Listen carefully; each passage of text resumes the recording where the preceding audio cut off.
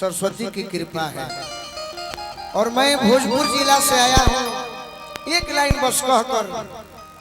और जो हमारे गार्जियन एक बात जाने कि बिहार में नहीं भारत में कोई ऐसा नहीं है, भारत में कोई ऐसा नहीं। क्योंकि आज ही नहीं, मुझे भी गोली लगी थी, चाचा भी कष्ट में थे, लेकिन हम ये जानते हैं कि ये दरबार कैसा है कि ई दरबार हुए, ई दरबार हुए, अरे दुलार प्यार व्यवहार के छोटे सरकार के, ई दरबार हुए दुलार प्यार व्यवहार के छोटे सरकार के, ई दरबार हुए व्यवहार के छोटे सरकार के। तो खुला जनता खातिर द्वार, खुला जनता खातिर द्वार, खुला जनता खातिर द्वार, खुला जनता खातिर द्वार,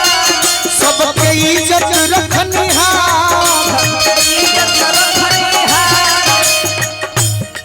भगवान होवे जे, भगवान होवे जे समझरुया लाचार के छोटे सरकार के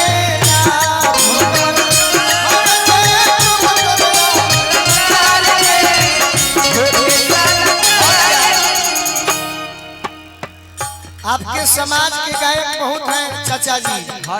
लेकिन मैं भोजपुर जिला से आया हूँ आपसे मिलने के लिए, और मैं ही माँ से प्रार्थना करता हूँ, आन्ही सही राउर बही, आन्ही सही राउर बही, कि हरदम सही चमकत रही, हरदम सही चमकत रही, गुंजन गोल मारे रौरे जय जयकार के, कि गुंजन गोल बिकू,